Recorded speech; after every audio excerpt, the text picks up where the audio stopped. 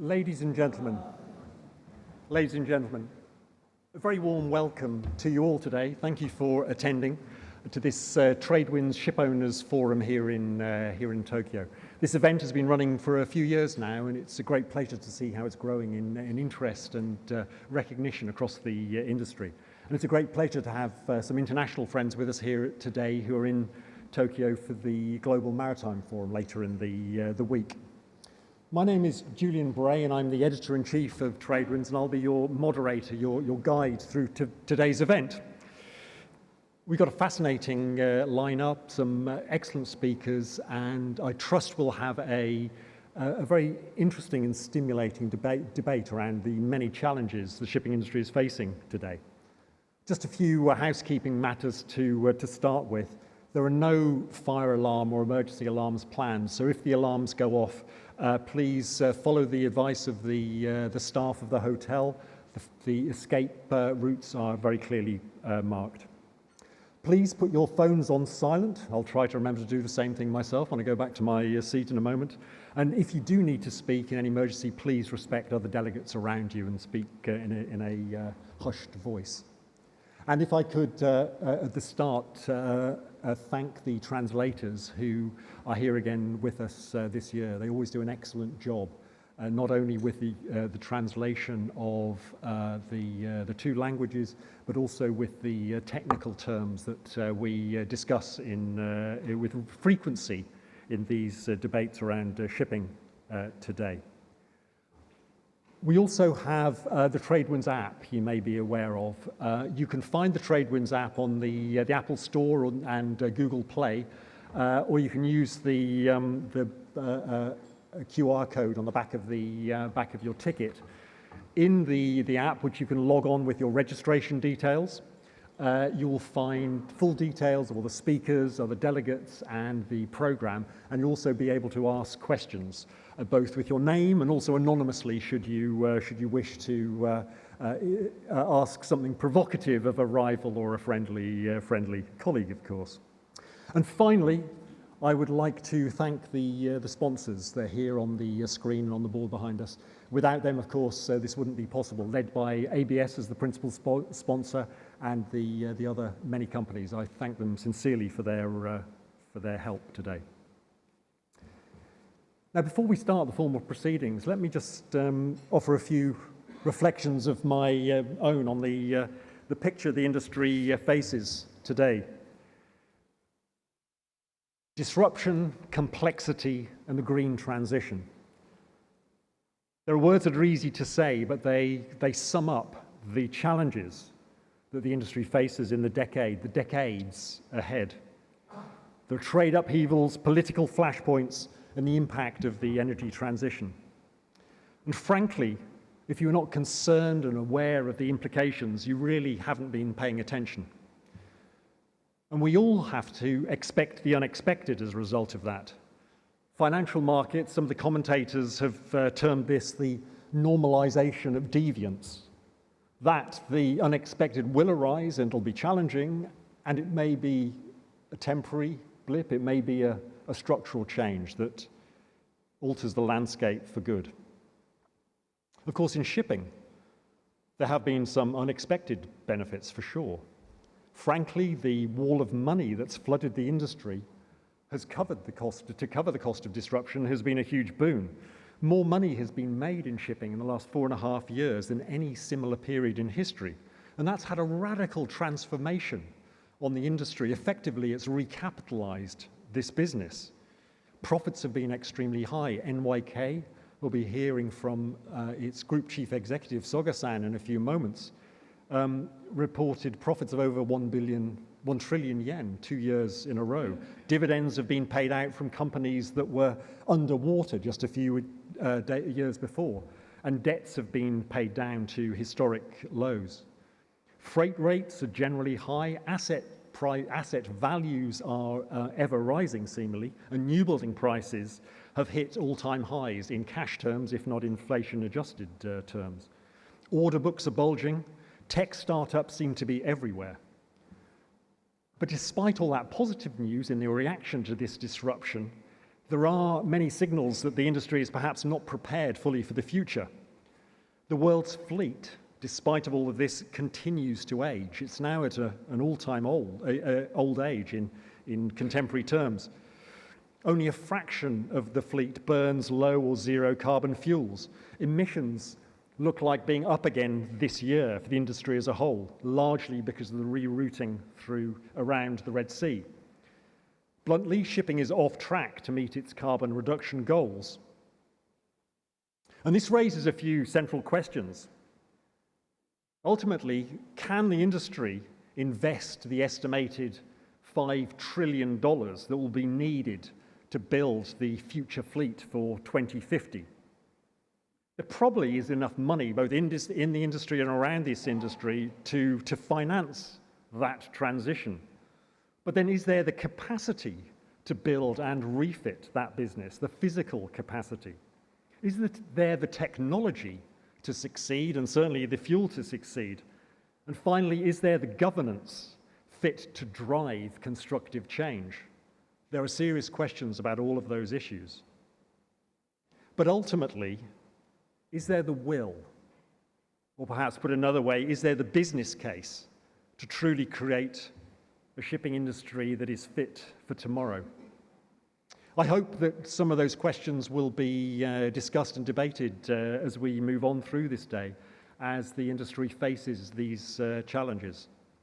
But to kick off the formal proceedings, it's my great pleasure to introduce from the Japan's Maritime Bureau in the Ministry of Land, Infrastructure, Transport and Tourism, Mr. Shin Imai, the Deputy Director General for Engineering Affairs. Mr. Imai, thank you.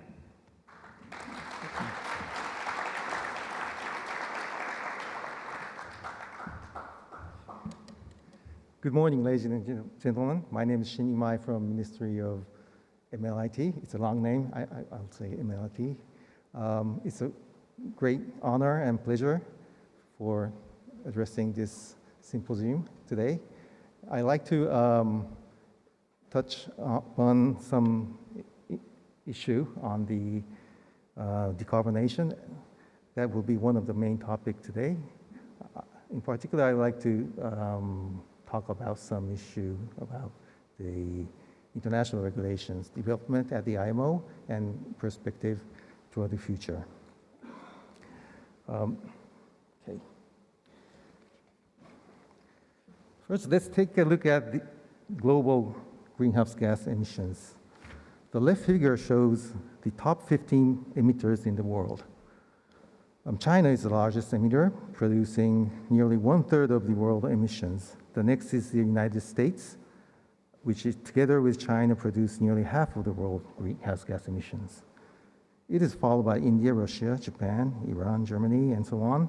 But if we put international shipping in this ranking, it becomes 6th after Japan and above Iran and Germany.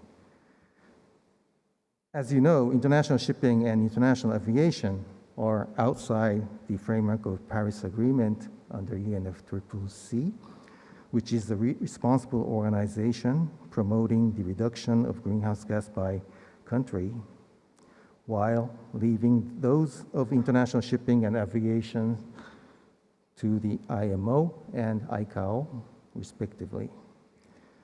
The right figure shows greenhouse gas emissions from international shipping.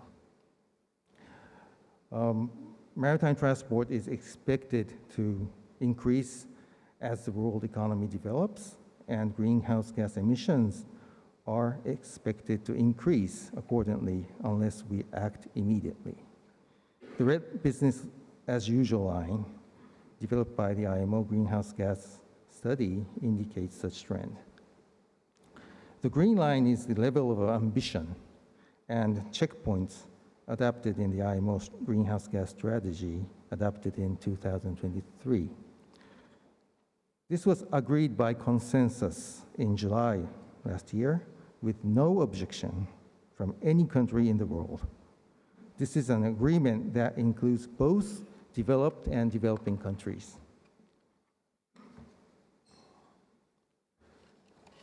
The following slide shows the expected fuel transition toward net zero.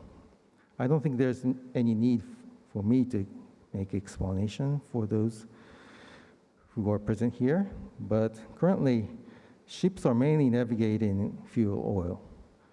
Currently, LNG-fueled ships are being introduced, but they can only reduce emission by around 20%, and for oil or LNG-fueled ships to become carbon neutral, bio or synthetic fuels would be necessary.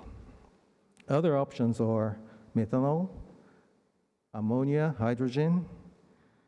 Ammonia and hydrogen would not emit CO2 itself burned on board, but methanol itself emits CO2. Ammonia toxicity must be taken care of. Hydrogen must be cooled to 256 degrees Celsius to liquefy, and they would take up large volume, even liquefied. Also, we should bear in mind that all those alternative fuels must be considered on life cycle basis. IMO is developing regulations that takes into account life cycle emissions from the fuel production to the end use by a ship, namely well to wake. Other than those, there are batteries, wind propulsion, carbon capture, nuclear power, and so on, that are also expected to be utilized. All of them have their challenges, and at this stage, there's no definitive solution, and even at the IMO, there's no discussion aiming at deciding on future energy. The next is fuel demand and supply. There are various projections from around the world, but as an example, here cites last year's report from Maersk McKinney Moller Center. The line represents demand and the bar represents supply. Expected demand from the shipping industry is based on the order of ship and industry indication of future investments. On the other hand, global supply is based on announced project development plans. I should emphasize that the supply indicated here is not targeted to shipping industry. It is for all sector. This means there will not be sufficient supply of alternative energy under current plan. For shipping industry to have the supply it needs, we must speak out loudly on the supply side.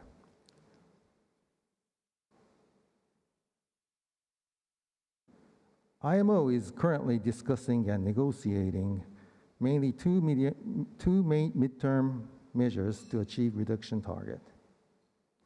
One is the greenhouse gas intensity regulation called technical measure, and the other is the greenhouse gas emission pricing mechanism, so-called economic measure. The MEPC was just held 2 weeks ago, and the draft text to amend MARPO Annex 6 was developed that combines all proposals. It will be negotiated to aim at approval at the next MEPC scheduled in April and adoption in autumn next year, which will enter into force in 2027. Two intersession working groups are scheduled by MEPC 83 next April, so that we can approve the new regulation at MEPC 83. Okay. The next slide explains what is the technical and what is the economical measure. Under the technical measure, IMO will decide the mandatory reduction level of greenhouse gas intensity of fuel. So when the requirement level is strengthened, fuels that are above the level, in principle, cannot be used anymore. This technical measure is simple. Everyone can foresee how long your ship can be used as it is. However, it is unlikely that zero or near zero emission fueled ships will be introduced at the early stage because it is not commercially viable.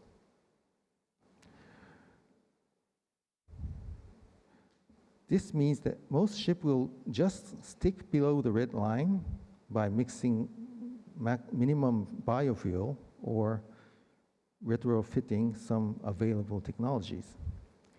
If there is not a reasonable method to meet the red line, your ship will have to be withdrawn from the market. So, what Japan has been proposing is the fee-based mechanism. It is a pricing mechanism. The fee will be collected from greenhouse gas emitters and will be rewarded, given to the early movers who are using zero or near zero fuel. Under this global mechanism, ship owners will have certain incentives to build and operate a new ship that uses zero or near zero emission fuel. So, how will the negotiation go? Will it be developed on schedule? I must say yes. No member state is opposed to the introduction of greenhouse gas intensity regulation, which is shown above.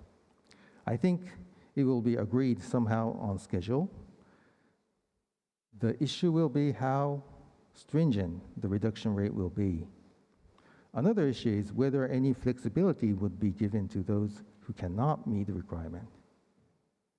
On the other hand, there are still differences in positions as to whether to introduce fee-based as an economic measure. For example, how to distribute the collected fee gathers strong interest among member countries and industry. Some considers that such fee should support the R&D. Some others consider mitigation of negative impacts is necessary, and some consider support for small islands and developing states. But some do not support such usage of the fund, because IMO's principle of non-discrimination between flags.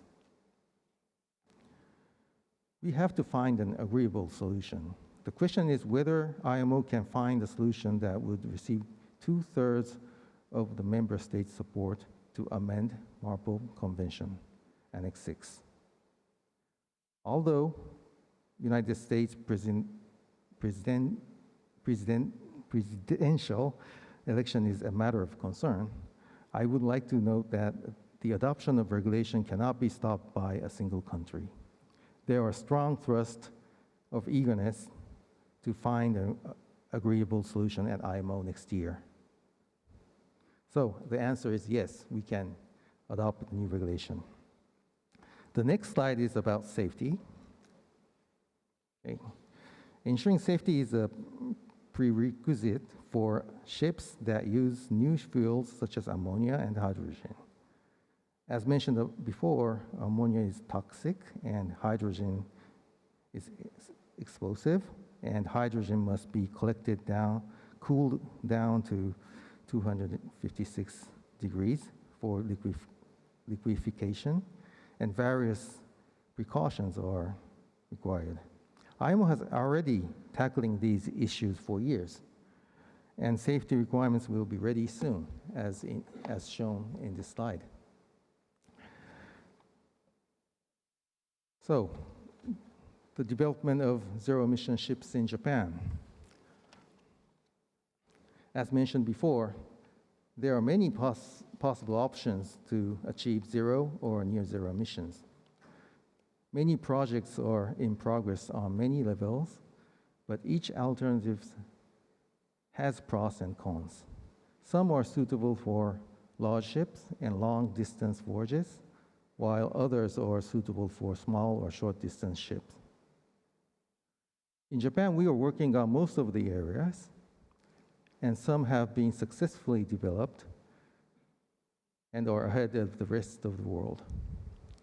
We have been sharing knowledge and experiences and contributing to the development of international standards, and will continue to do so in collaboration with other allies to reach net zero goal.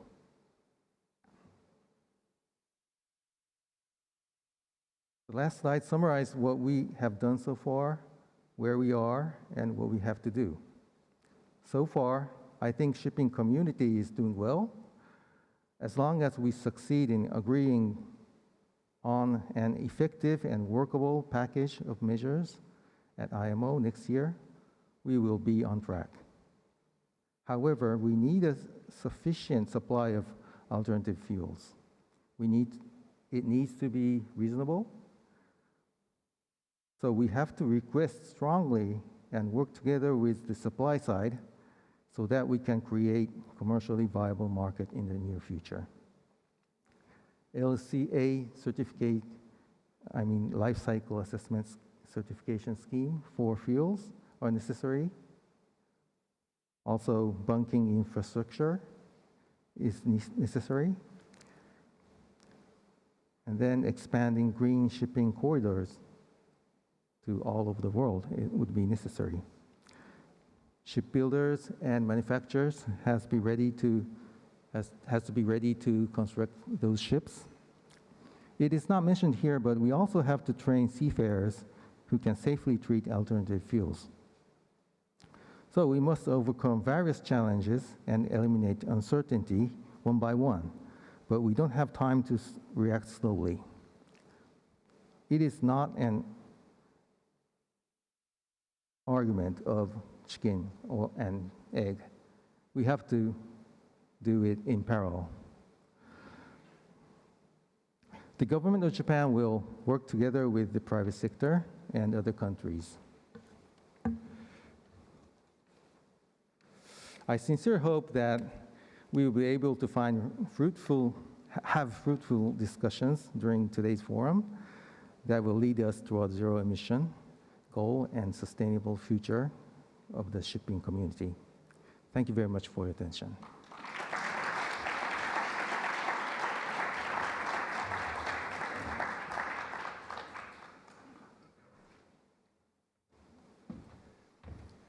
Mr. Imai, thank you very much for that view from MLIT. Now it gives me great pleasure to introduce to the stage Mr. Takaya Soga, the President and Group CEO of Nippon Yusen Kabushiki Kaisha, NYK. Mr. Soga, thank you.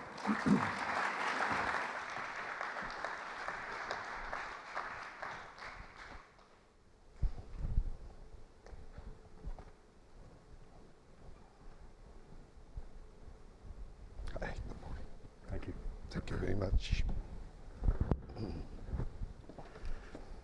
Mr. Soga, thank you very much for making time today in your very busy schedule. I am absolutely sure one of the world's, NYK, one of the world's oldest, largest and most influential ship owners, and clearly a pillar of industrial Japan for now nearly 140 years.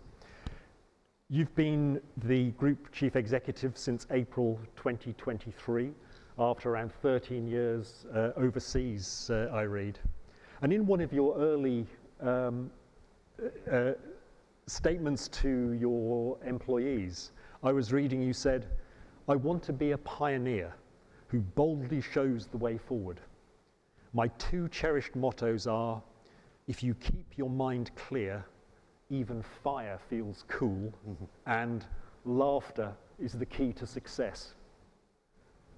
Please tell us, how are you translating those two mottos into your day-to-day work of dealing with the challenges the shipping faces? Yeah, thank you very much. Yeah, actually that translation is coming from my university days hobby, that is tea ceremony. And it's a very famous words from the old Japanese guy, and just translated to the English at that time. But how to say, right now, it's a lot of the crises surrounding us, and the time to time, one of each crisis could be very hot to touch. And that even though it is too hot, that we don't say it is too hot. We don't say that, but smiling then treat. How to get rid of such a hotness, then everything should be making quite stable, or even it's a normal temperature to touch. So that is my meaning. So therefore, even though that we are facing crisis or very difficult situation, so still we can do everything. But if we do something, just smile. Smiling, then we will try to challenge to that difficulty. That is the meaning. What is the hottest challenge you face today? Right now, a lot of the hottest issues, of course, it's geopolitical issues, and also decarbonization, climate changes, and also inflation, deflation, and also the big wave up and down of the stock price or even currency price. A lot of hotness just surrounding us right now. So the hottest one for us could be really the climate change and the decarbonization, in my understanding. As I mentioned, the COVID and post-COVID boom in the liner market particularly gave you a huge cash windfall that you were very fortunate to receive, and that you've some very significant investment plans. Over till 2026, you're investing around 1.2 trillion yen. Is that enough to meet the challenges you see today from the need to transition in the? Yes, the amount of the 1.2 billion, billion Japanese yen, trillion Japanese yen. Actually, it is just for the 4 years, as you mentioned, up to the year of 2026. And at this moment, we are expecting somehow exceeding that level in last 2 years' time. But after that year, say 2027, maybe our investment for the decarbonization type of the activities exceeds more, definitely, because new energy or new fuel ship, it's for the zero emission, is going to be developed after 2030. Of course, at this moment, we launched an ammonia-fueled tugboat just 2 months ago, and we are now on the way to checking everything, particularly for the safety side. But those ammonia-fueled ships can be commercialized. That timing could be later than 2030. In that case, our investment for those new energy type of the ships will start from the 2030 onward. So therefore, at this moment, up to the 2026, it's still 1.2 billion trillion Japanese yen, could be at the low side. But after that, we will put more for our investment for that side. That's my idea. NYK has always been a diversified ship owner, like some of the world's biggest private ship owners as well. Does a company like that make sense in public markets today? Mm-hmm. Yes, I think so, because first reason is really the shipping is a kind of the social infrastructure company. We have to support everybody's life and culture using our business field. So therefore, definitely we have to treat a wider range of the, ship types.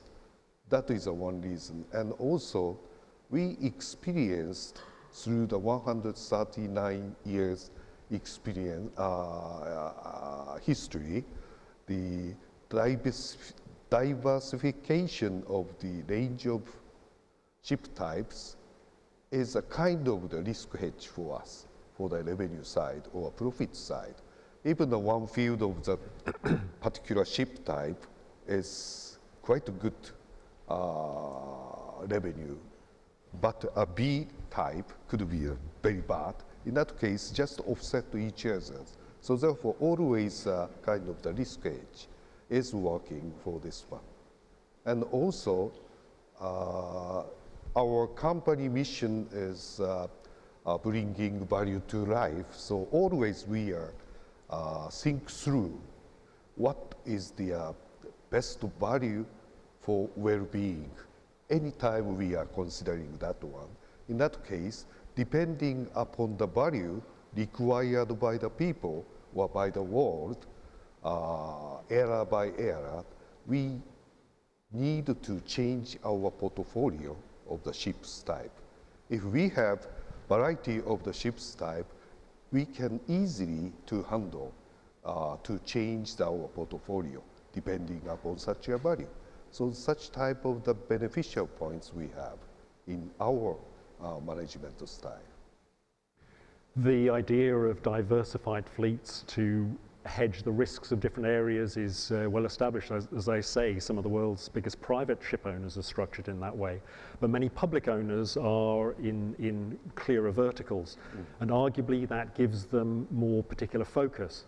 And if we could look at some of the individual sectors in a little more detail, for instance, in the liner shipping sector, the wall of money that particularly the three biggest liner companies are investing is of a scale that, frankly, you and your partners in Ocean Network Express are not really able to match at present. Is that a concern to you in the longer term? I don't think so, because of course the three majors in the container shipping line, they are investing to the, for example, it's a logistics company, or even the air freight company. Or even newspapers? One of the newspapers as well, yes, quite recent. But in our case, Ocean Network Express, actually we have three Japanese owners on that company, and each owners have its individual logistic company, for example. And in case of the NYK, that we have Yusen Logistics, and that company level itself is really, it is big, so therefore we don't need to put more investment on that side for ONE. But on the other hand, ONE also needs to have some buffer or mechanism how to reduce their volatility of the revenue side or even ocean freight side. And they are now thinking about other measures instead of the investing to the logistics or other industries. They are more linking to the liner shipping itself than seeking for what is the best measure or best mechanism to reduce the volatility. So therefore, I don't think the ONE is not superior to the other three measures at this moment. Do you expect there to be another round of consolidation within the major liner companies in the next few years, or does their financial strength probably put that off for until a further time, until perhaps a turn down at some stage? In line with the jumping up the total trade volume in the container industry, the size of the company is quite important at this moment, and huge investments are required, including terminal constructions or new energy ships building up. A lot of the investments are required.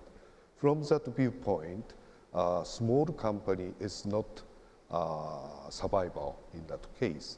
So therefore, looking at the other than the three majors, or even other than the ONE, maybe another, how to say, unification of the small container shipping will take place in future. At this moment, I don't say yes or no, but that possibility still exists. Turning to dry bulk, NYK had a lot of very expensive ships that were bought at the height of the market in the end of the boom years in the 2000s. Many of those have now been disposed, and you've been rebuilding your fleet. What is your strategic vision for the future of the dry bulk arm, which is clearly a pillar of NYK? Yes, as you mentioned, actually we have already finished disposing the high expenditure type of the dry bulk ships, and now starting from the almost zero at this moment, and we are now competitive in the market. Our policy at this moment, actually we set up a kind of the certain level of the ship value and ship price itself. If the ship price exceeds that certain level, we are becoming so serious and so prudent whether we should go ahead or not on the investment side. That is one. So the high new building prices are something you are concerned about and you are looking at in detail because of your past experience. Yeah, that's right. On the other hand, now the price of the shipbuilding is going up. It's continued to go up at this moment because of the parts price or others.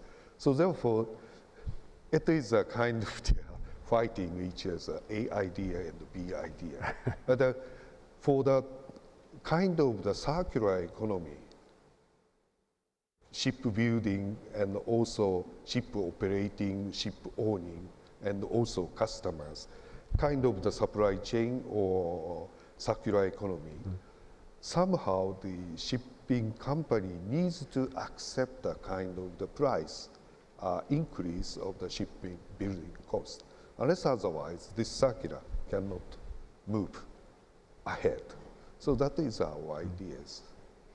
Just lastly, on tankers, it's interesting to see that where the liner industry has been leading on decarbonization, the bulk business has been following probably faster than people may have expected 10 or 15 years ago.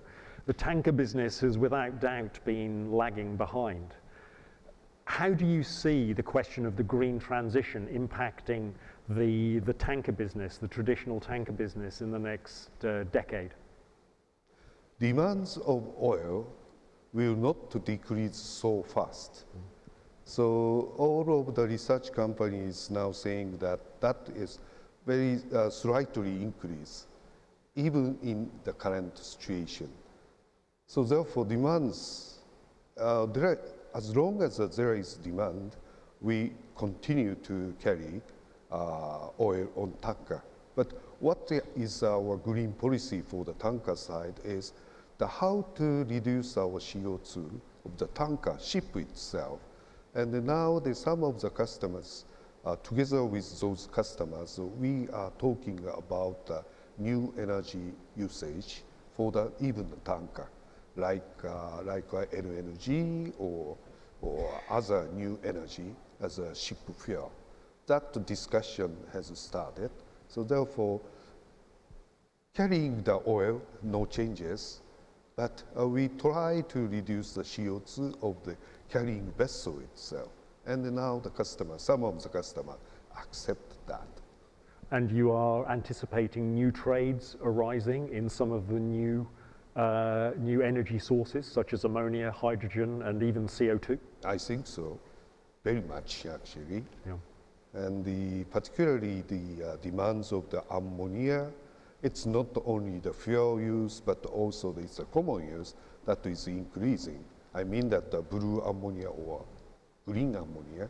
So therefore, the carriage on the sea by ship to carry those new energy, particularly those demands will increase more and more for the future. And that could be opportunities for the shipping industry to develop future. Just a last serious question, if you like, before we wrap up. I noticed the share price and your market value has been much stronger in the last 3 years or so, after the long period in the 2010s when it was very low and consistently very flat, having been high in the late 2000s. In fact, in August, your share price was at a high for the last 15 or 20 years. Two questions. Firstly, what does that give you in terms of ammunition, in terms of scale, in terms of market value? And how are you dealing with the shift here in Japan around the shareholder engagement piece? I read a lot about the changing attitudes from shareholders, from activists, that there is a need to become a little more shareholder-centric and not so stakeholder-centric. But that clearly brings dangers in undermining the values of the company.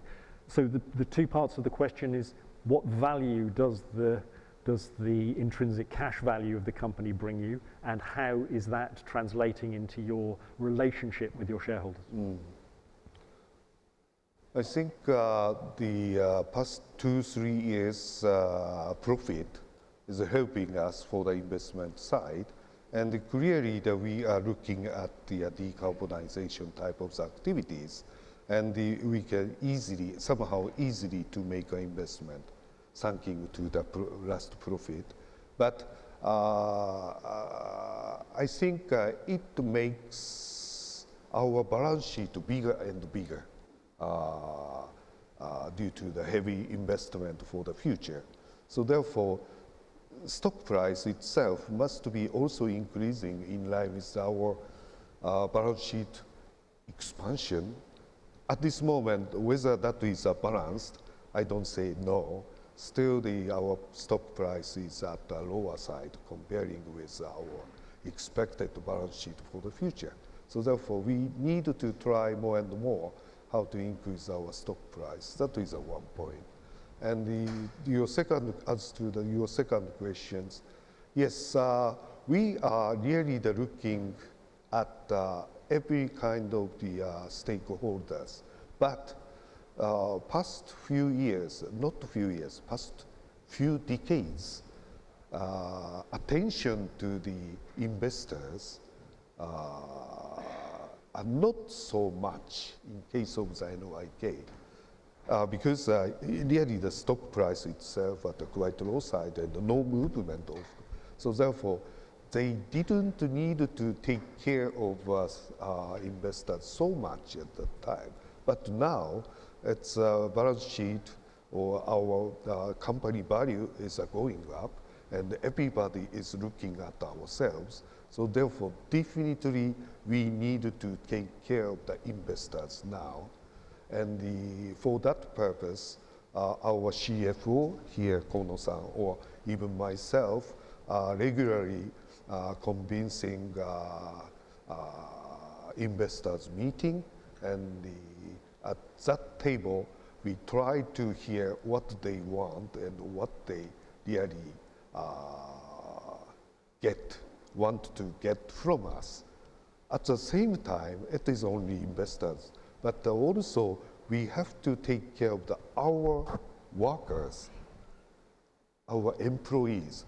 That is also the one of the most important stakeholders, and therefore, at the same time to the investors, we also take care of our employees as well as stakeholders. That is the current policy and also what we are now doing. So you believe it's important to balance the interests of the shareholders with other stakeholders still? That's right. Just a final comment. I noticed in your inaugural speech when you were appointed President and Group CEO, you shared the quote from the traditional Japanese tea ceremony, the sado, Wake Seijaku. Wake Seijaku. Seijaku, my apologies. Harmony, respect, purity, and solitude. You clearly feel that personality and humanity in leaders of major companies is important. Why, for you, why is that important? Why is it important for company leaders to be human, to have human values? Yes, we are really, as I mentioned, we are now just focusing on some of the technology side, basically, like decarbonization or other new innovation type of the technology. But everything must be created by the human. So therefore, how to activate the humans or each individual's capability or character, its own characters, that is one of the most important things. So therefore, in our company, as a kind of the leadership, we tried to deactivate everybody's capability, everybody's individual character, and the respect to each other. Then we will create a new type of the teamwork as 3,000-5,000 people. It's a NYK group people in the world. That is the current thinking at this moment. Takao Soga, thank you very much for your time this morning. If you'd like to show your appreciation. Thank you very much.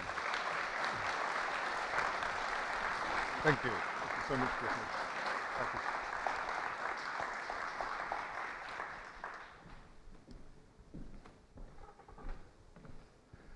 Mr. Soga has to leave now to get on with running such a big company, which I wholly respect. But thank you so much for the time.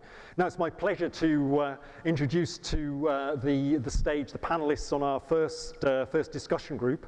We have Mr. Tatsuro Watanabe, the Executive Officer for Mitsui OSK Lines. My apologies. Laura Barajia, almost. Head of Commercial Operations for Rio Tinto, Yosuke Kawakami, the President and CEO of Soki Kisen, Akira Kono, the Representative Director, Executive Vice President for NYK, and Kensuke Kubota, the General Manager of the Marine Solution Business Division of Mitsui & Co. Thank you, gentlemen. Laura, please. Thank you.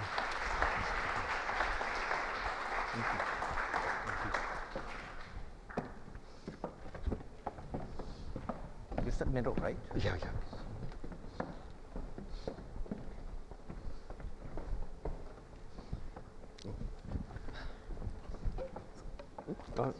Thank you.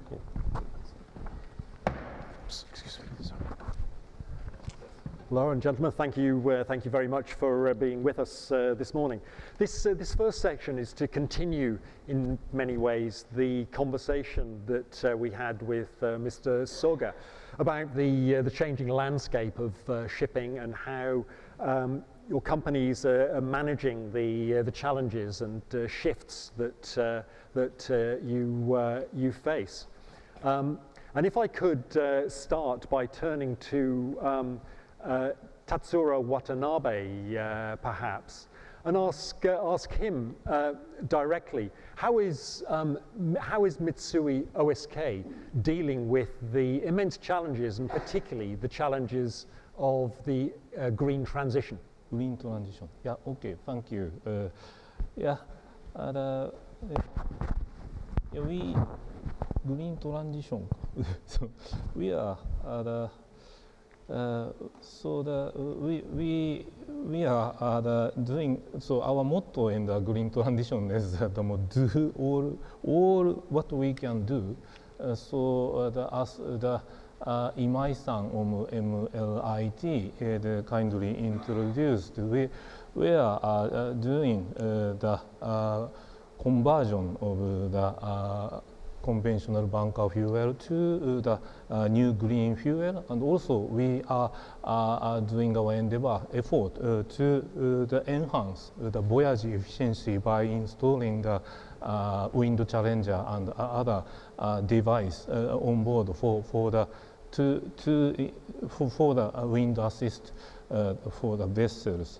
And also we are quite eager and keen to be a part of the international framework like First Movers Coalition of World Economic Forum, and also we are determined to be the sponsor of the Tokyo Summit of Global Maritime Forum to be held from today. But our challenge is that we need to deliver our demand signal, the collective demand signal of the new green fuel, and make the suppliers project bankable. But we are just we are the service provider for our customer or our customer's customer or for the entire human society. So we need a support a mechanism to share the big burden for us because the new green fuel is quite expensive. So we expect the good mechanism to share the extra cost, like a fee rate, Imai-san touched in his presentation today. Thank you. Laure Batangin from Rio Tinto, could I ask you, just to start off with, to set the picture from your perspective as one of the world's major mining groups, why is there value in engaging with the green transition in shipping for you as a miner? I think from, I mean, as we know, we've seen actually that shipping was a country will rank, 6 in terms of emission of CO2. But we also know, the reality of things is as a global emission worldwide, it only represents, barely 1 to 2%. And the sectors that needs to make the biggest effort in the energy transition remain the metal producers, particularly the steel making and aluminum making, but also cement industry. Nonetheless, it's important, that shipping continues to work on decarbonization of the industry because of the essentially, the lifelong assets. Which are above 25 years, and potentially, I mean, we'll see how the industry is developing could actually push further, the life expectancy of the vessel. So with the global commitment to achieve a net zero transition by 2050. All around with some countries like China, India on a 2060 horizon. It's important to continue to act today to prepare the decarbonization of the shipping industry. But I find it fascinating that in the last 5 years or so, many of the major dry cargo traders and miners have taken an assertive and self-confident position leading this change, whereas frankly, the oil industry players are hiding, bluntly. What lesson do you take from that about the leadership, frankly, that the dry cargo market is showing? I think, I mean, let's be also very, very fair. The leadership has started in the container sectors, essentially, and we really commend their approach to initiate the green transition for shipping with ordering dual fuel methanol vessels to begin with. And ultimately, that has started, to actually put the emphasis that initially people thought it was a demand issue to actually shifting today the reality to we're lacking supply of green fuels to actually be able to support the transition. And when we look today in terms of net zero fuel production, green ammonia barely exists. And out of the 100 million tons of methanol produced worldwide, just above 1 million tons are basically green methanols available, while we have a little bit more than 20 million worth of green methanol requirements.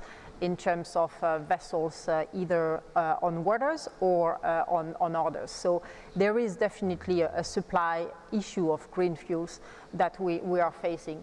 And when we look further, these issues are actually narrowing down to the financing of the green fuel. To your point, it is extremely expensive, 3 to 4 times more expensive than basically conventional fuel vessels. And this is really the issue that the industry has to solve today, first and foremost with market-based measures that are important to ensure that fair financing across the industry, but that all the players in the industry, from charterers to ship owners, to shipyards, to banks financing, to ports operation and governments are also, developing and enabling that fair financing of green shipping, and starting with the green corridor, as this is the catalyst for scaling the effort. Thank you. Could I just jump over to Kensuke Kubota, the General Manager of the Marine Solution Business Division for Mitsui & Co. Again, a major global trading company. You've invested in ships, you've been investing in technology, in new technology, in startups, in companies that are trying to drive the change. Why is that of value to Mitsui & Co? Where do you see your value? What is the business case for you? I think for Mitsui, being a trading house, is that we have 16 different business units. So in other words, we are not just a pure shipping company or shipbuilder. We have chemical divisions, we have energy division that trades energy, oils, we have healthcare. We have, I usually describe trading house as a company that handles noodle to missiles, how a variety of things we cover. I think for us, what's important is we need to build this value chain to support the decarbonization or green emission. So one good example is where we have invested in shale gas in the US, where they wanted to import these molecules to Japan. Obviously, you need an export terminal, you need vessels to carry these. So we have worked together with 4 or 5 different business units to build this value chain. We are trying to do the same with methanol, ammonia, hydrogen. So that's our aim, and that's how we want to contribute to the world, and that's how we can contribute, or we can add value. Structurally, do you see the role of the traders, the miners to some extent, playing a greater role in the shipping chain in years ahead because of needing to drive the adjustments and the revolution that is necessary? Yeah, again, so I think Mitsui as a company is heavily investing in iron ore mines or coal or energy, or so nowadays it's the e-methanol plant, it's the blue ammonia plant, maybe additional gas field. So those are quite important because you need these molecules to transport. But I think what's important for us nowadays is to build this value chain. It's more about marketing. So everybody is talking about how expensive these fuels are in terms of fuel to the maritime industry, but also for the new energy to the land side. So that's the thing that we need to come up with innovative ideas, and I think that's the area that we can play a good role. Thank you. Now, if I could just go back to Yosuke Kawakami, the president and CEO of Soki Kisen. You are a new guest to us here at the TradeWinds Forum, so welcome to you. And you have been very modest in saying I am not, I'm almost not worthy to be on the panel, but you are, because what I say, Soki is a small, independent, private ship owner, only around 12 ships in total, 8 bulk carriers. But to far from not being relevant, I say you are the flag bearer for the backbone of shipping, which is the small ship owner. Mr. Kawakami, how are you facing up to these colossal challenges, frankly, without the resources of the NYKs, the MOLs, Mitsuis, or the Rio Tintos? Well, as Julian said, we are a small ship owner based in Imabari, Japan, the Greece of Japan, so to speak. Now, I used to work in government until 6 years ago. I even worked with Mr. Imai in London as the financial minister in London 12 years ago. So as much as I would like to sort of espouse and adopt the IMO principles, whatever rules, regulations that the IMO will adopt in the future, frankly speaking, realistically speaking, I don't have the financial resources that these people in the Premier League have. Neither do I have the sort of the human resources available to consider all the options. So in a nutshell, I'm trying to just follow and hopefully copy what the Premier Leaguers will have achieved and proved successful maybe 4, 5, 7 years down the road. Until then, I shall take a wait and see attitude. But having said that, it's not me only. I've talked to many of my fellow ship owners, the small ones in Japan. Most of them are taking a wait and see attitude, and so are the Asian owners that but even the European ones, the Greek, the Italian, the Monaco, even the British, with the exception of the Scandinavian ship owners. I believe most small ship owners are taking this wait and see attitude. So I'll just be the minnow at the bottom of the food chain, watching what the whales will have eaten in the next decade. Is that wait and see, is that being driven by conservatism and fear, or is it being driven by a genuine sort of strategic view of how things may change? Because, as we heard just now, new building prices are going up, you have cash in the bank, technology is changing. There's a lot to be said for actually moving soon or knowing where you're going. Well, I mean, if I had the financial risk and a resource to absorb that kind of risk, yes, I would do so. But being a former finance minister, so I am very conservative, and I have to sort of justify myself whether the investment justifies the returns. And I do that on a day-to-day basis, and I brainstorm every day what I read in TradeWinds, other news publications, but I cannot justify any kind of investment at this moment because obviously we are not able to pass on what we may pay in investment on what, unfortunately, the operators and the cargo clients, what they pay is not reflected in the charter rates that would justify the investment. So thank you in advance if I may. The woe of being a poor ship owner. Oh, I feel your pain. I feel your pain. Thank you. Akira Kono, the representative director and executive vice president, executive officer for NYK. We heard from your group CEO, Mr. Soga, just now of the overview. But look, could you talk in a little more detail about the business case you see for embracing the green transition? How do you justify the very heavy investments that you are making today, and what confidence can you perhaps bring to Mr. Kawakami that this is building a business fit for the future? Yeah, and it's a very, very big issue, and we released the midterm business plan in 2023 spring. At that time, our target, decarbonization target, was net zero by the 2050. That might be many people are doing so. And midterm target, the 2030, at that time we tried to reduce the GHG 30% compared with the benchmark year 2021.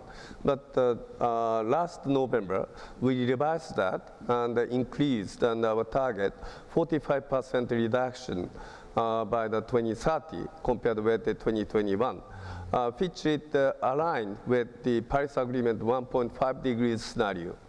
That's our commitment. But why we do so?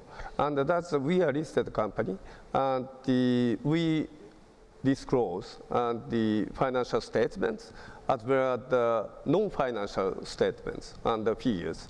That includes the emission of the GHG.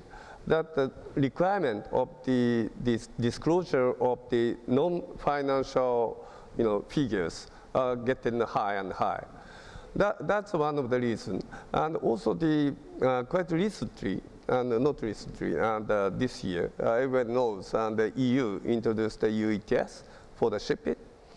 And I personally think those regulations should be the global one and implied by the IMO. However, anyway, and the EU introduced the regulation. That means the carbon, emission of the carbon becomes the cost. That's the carbon pricing. So then what the EU try to do is the carbon pricing by regulation and also the disclosure. That's a kind of the tendency, global tendency. We have to comply with such requirements. That's the biggest reason why we try to aim. But as the Kakami-san says, and the company like the Soki Kaiun, and sorry for saying that, and the disclosure requirement is quite different from the listed company. However, we have to, and we are working together, and we charter the vessels from the ship owners, and then that vessels emit anyway the GHG. We need to reduce emission anyway. So then we have to work together. So in order to work together, we need global unified rules. That should be the stability, clarity, and visibility. That's very important. But EU, I don't deny the regulation introduced by the EU, but if China introduced a similar one, or the India, or the US, or the other Asian countries, or including Japan, then the regulation is fragmented, and we have to comply with each regulation. That's very, burdensome. Administrative burden is very, very heavy. So then that's why I would say the global unified regulation is essential. Could I turn the conversation a little to the role of Japan and the scale of its maritime industry, its ship owners, with a perspective to the wider world? I always find it a surprise that many people can't name the world's third biggest fleet. It's the Japanese. Not that far behind China and Greece, in fact. If anything, it's been something of a sleeping giant, rather internalized, trading, carrying its own cargo. 99% of Japan's trade is obviously carried by sea. And the question is, can the commercial strength and the technology skill of Japan actually enhance its own maritime sector and bring something new to the wider world? Mr. Kubota, could I put that to you? You are a joint investor in Maersk Tankers and some other projects with the Cargill, amongst others. What influence do you see the Japanese maritime community being able to bring on a global scale in the coming decade? Thank you. Being a Japanese company, I think our mission is to support this Japanese maritime cluster. As you are aware, I think we have reduced the number of major shipbuilders in last decade, which is very concerning for a company like Mitsui. So I think our main our mission is to support survive this era where they need to compete against Koreans and Chinese and other emerging shipbuilders. For us, obviously, Japan, to face the reality, we are reducing the population in maybe next 30 years. So what we have done in last 5 years is we have actually looked outside of Japan try to support Japanese technology. So for example, we have invested in a company called Switch together with one of the Japanese manufacturers here in Japan. The other one producing these shaft generators. So that's something that's a missing piece in Japanese shipbuilding society. So we have introduced that and combined that technology together with our shipbuilding capability. I think we are adding value to the shipbuilding industries. And also we have renowned companies like NYK, MOL, K-Line, and other shipping companies where we are working together with these shipping companies and shipbuilders to create this value chain for CCS. Specifically, we are trying to come up with the standard spec for LCO2 vessels that enables all the shipbuilders in Japan to build on the one specific design. So those are the things that we can probably work together, and we feel like we can be an organizer for moving this Japanese maritime industry going forward. Mr. Watanabe, could I put that question to you about what can Japan bring the world? Yeah, thank you. Julian-san introduced us that situation of Japan, and said we owe the seaborne transportation 99.6% of the export and import in weight. So I'm sure that it will be obvious that also in the case of new green fuel or the hydrogen-based e-fuel, Japan will take almost all of them by vessel fleet. So we are sure that we Japanese maritime cluster will be the first mover in that business and will lead the world and show the best practice in various aspects of its stable shipment of gas liquid like LNG or the ethane or LPG. We have the vast bunch of the experience and the expertise, so we hold the competitive edge in that technology and business, so we can utilize it in the future for the transportation of green new fuels. Kawakami-san, as a smaller owner, you talked about Imabari, the Athens of Japan. Yes, I'm a shipper, but I would like to talk about the big picture, if possible. Yeah, exactly. Yes. As Julian said, Japan depends on 90% of its imports on shipping. Now, and also in Japan right now, we have current understanding that semiconductors are essential. And in my previous incarnation, finance is also essential. But I would also like to say that because we depend so much on shipping for both imports and exports, that shipping, maritime transport is just as important, if not more important, than either semiconductors or even finance.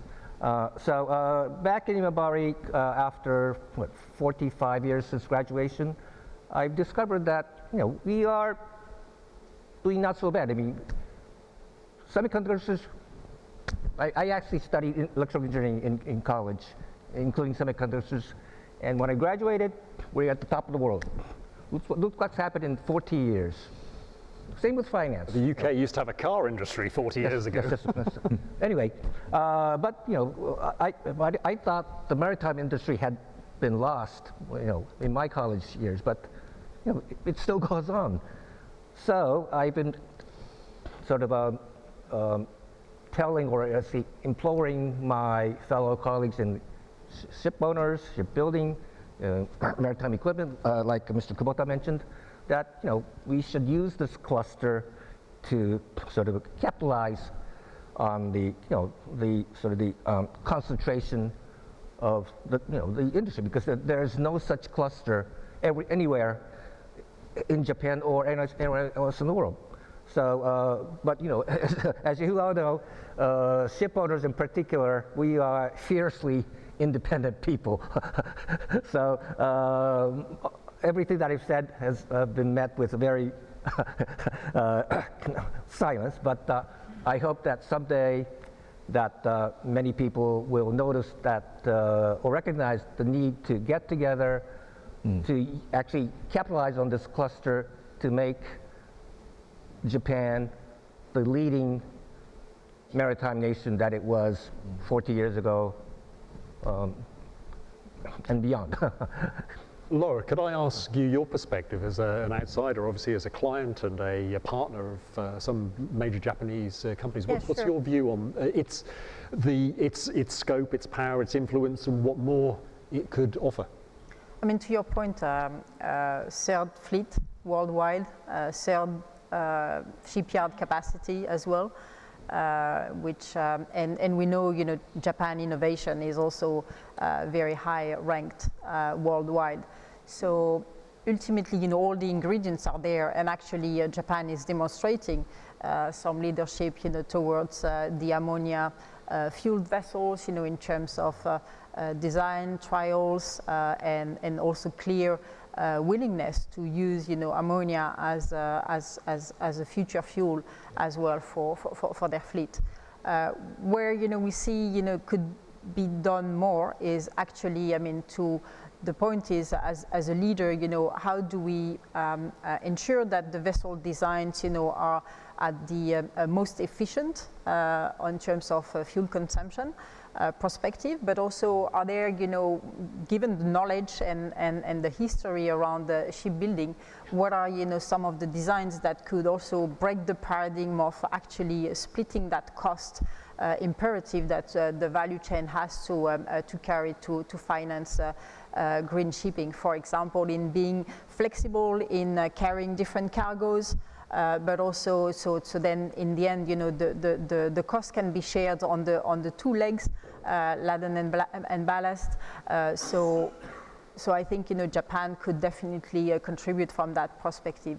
The other one, you know, that we see is, you know, as a government that is also, you know, choosing to develop power generation also on the ammonia point of view. Is there a possibility to actually leverage the sourcing of ammonia for power generation and spare, you know, some of it, you know, for financing or basically fueling the shipping industry? As definitely there will be a lot of demand aggregation from the power generation requirements that Japan will have. So there are a few things, you know, that we see and really commend Japan for their leadership, but could accelerate further in some areas, leveraging all the know-how that is in Japan. Just to wrap up, because we're nearly out of time, could I just pick up on the ammonia issue? You were involved recently in the pilot bunkering, the STS project arranged by the partly arranged by the Singapore Decarbonisation Centre. What were your reflections on the results of that test, and how close are we getting towards really commercialising not the supply, but the operational use of ammonia as a fuel? I think, you know, one of the key technical issue that we have with the use of ammonia is really the safety aspect of it. So we're really pleased that we're seeing the technical development not only at the engine level but also at the vessel bunkering level, which are quite some hotspots in terms of where the major risks in terms of leakages of ammonia and hence, you know, harm to people or the environment is concerned. So the learnings are beneficial to all the industry as we're progressing, addressing the safety matters. As charterers, what is also important to us is actually to be able to charter these vessels, is understanding, you know, how the process safety is addressed. So that the exposure, again, to people or the environment is properly controlled, because that's, to be honest, the first question that I have myself and that we'll have, you know, to basically answer to support financing or chartering ammonia vessels going forward. Mr. Kono, could I ask you your perspective on the commercialization of the potential of ammonia as a fuel? Yeah, as Mr. Soga, our president, he said at the first session, and we received the first ammonia tugboat this August, and also we are going to receive the ammonia-filled ammonia carrier in 2026. And it's a kind of the R&D type, the pilot project, and subsidized by the Japanese government. And thanks to the Japanese government, and we can do so. And as Mr. Soga says, we believe, and beyond the 2030, ammonia fuel will be increased. Ammonia fuel vessels will be increased because compared with the green methanol is a quick solution right now. But scalability is the issue. Ammonia, production of ammonia is much easier in terms of the scale. That's why we believe ammonia is one of the solutions. But we cannot rely on the one single alternative fuel. We need to use ammonia, green methanol, and biofuels, and others. Mr. Kubota, you've been jointly investing in some ammonia carriers quite extensively. You obviously have confidence that there will be a market for their use in the 20 years ahead. Yeah, for Mitsui, we have been trading ammonia for the last 50 years. Yep. So that track record actually gives us the confidence to trade blue ammonia from the safety perspective. The reason why we went out and ordered these VLAC is because these are basically dual fuel once the engine's ready.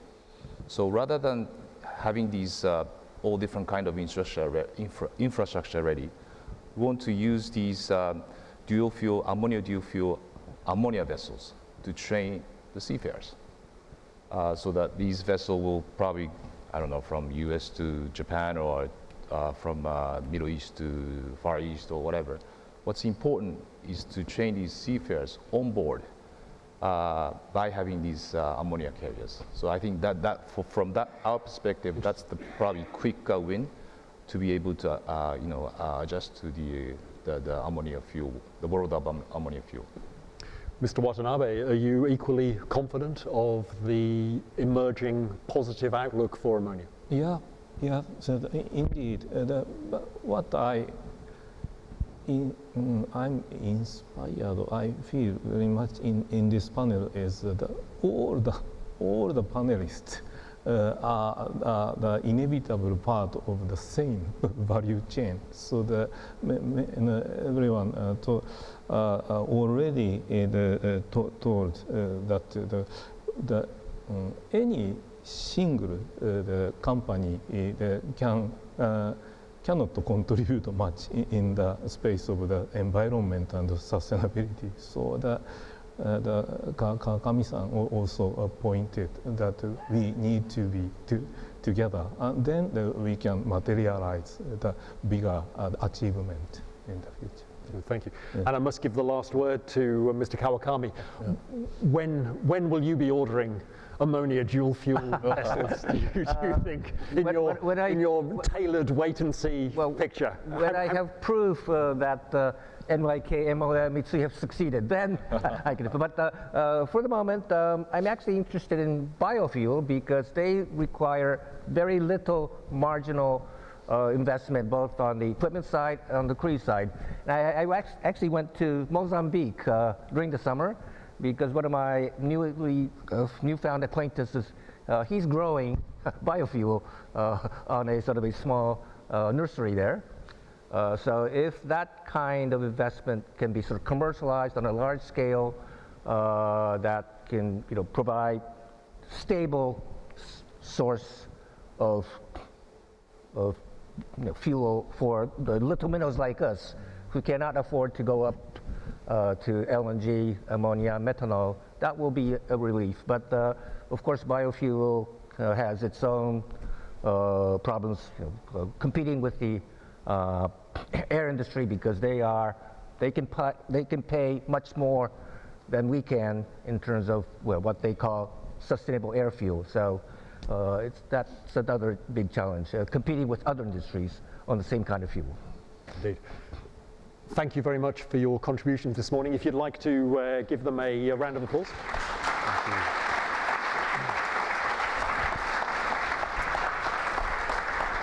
Thank you.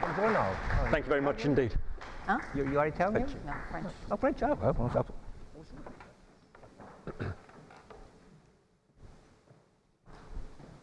Thanks a lot.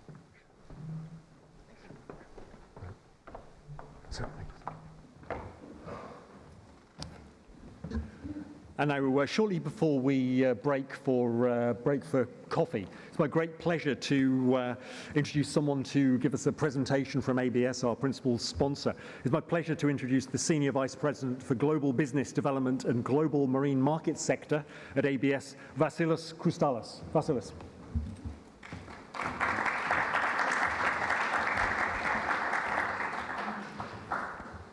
Ladies and gentlemen, I thank you for the opportunity to speak to you today. It is great to be back in Japan, a place where we have many clients and friends, and somewhere that is a genuine world leader in the development of green fuels. In a complex, fast-moving global energy transition, Japan's commitment to developing a hydrogen and ammonia economy really stands out. In December 2017, Japan was the first country in the world to release a hydrogen strategy. Ammonia has started gathering more interest here in recent years as well, both as a hydrogen carrier for its potential to be used as fuel in power generation, and was included in the strategy in a revision last year. From a current base of around 2 million tons per year, Japan is targeting consumption of 20 million tons of hydrogen or ammonia per year by 2050. With a goal of hydrogen and ammonia making up 1% of the country's primary energy mix by 2030. The real demand may in fact be much higher. Before large-scale use of hydrogen and ammonia is possible, however, Japan needs to overcome several major challenges, namely the high cost of hydrogen and ammonia production, and the lack of a large-scale hydrogen and ammonia supply chain. And it is in this second challenge that there is a huge opportunity for shipping, both here in Japan and internationally. While supporting the Japanese industry domestically and abroad are key goals for its hydrogen and ammonia policies, the Japanese government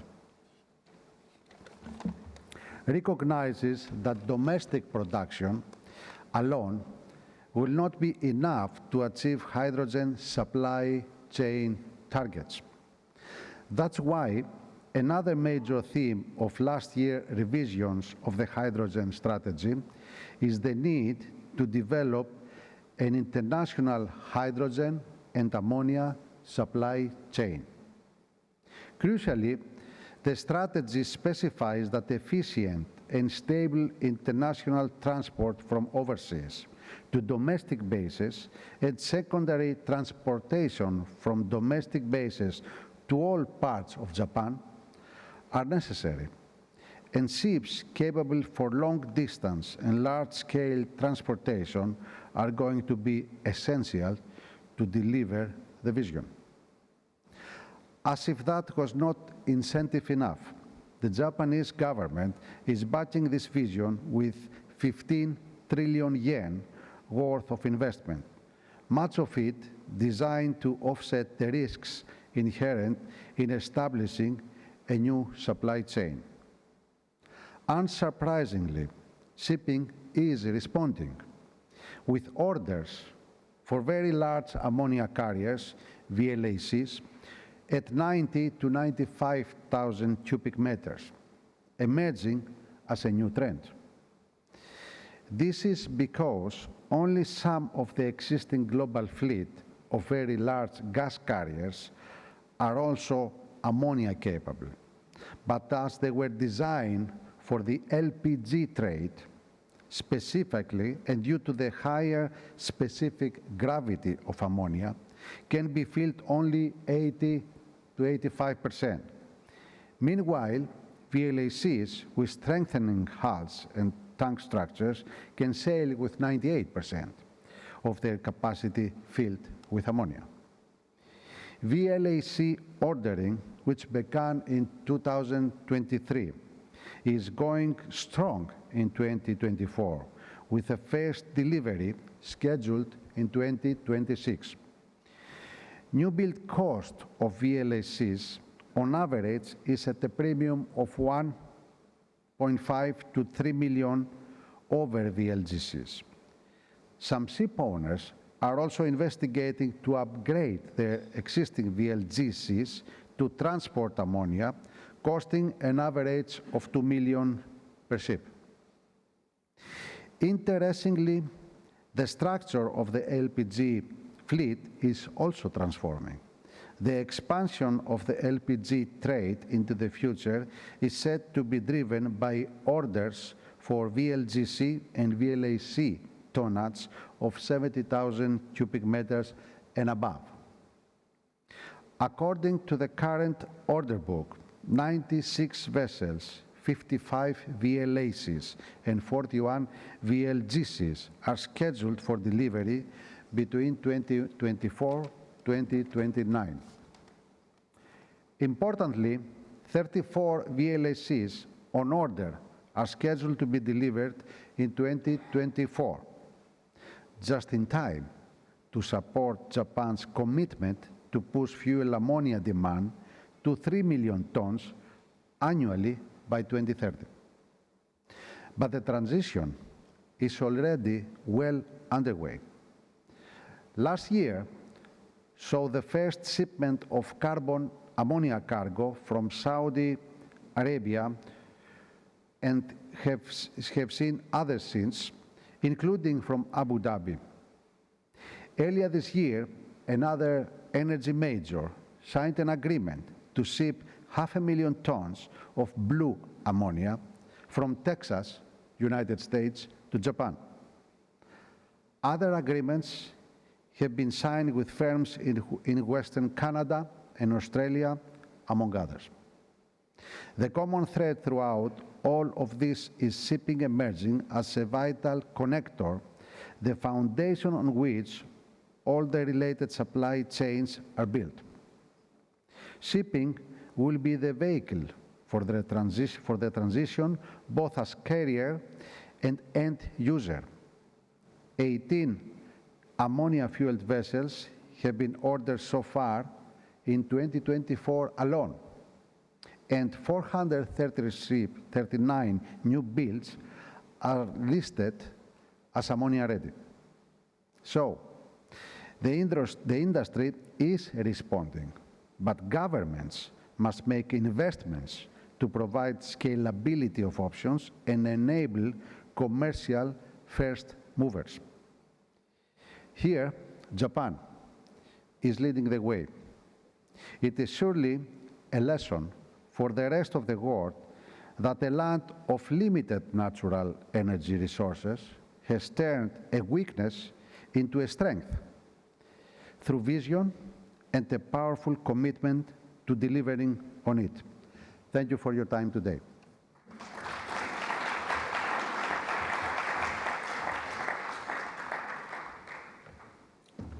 Thank you very much for those very interesting comments, in fact. Now we're breaking for a short break till 11 o'clock, when we'll welcome back for a session on finance. Thank you.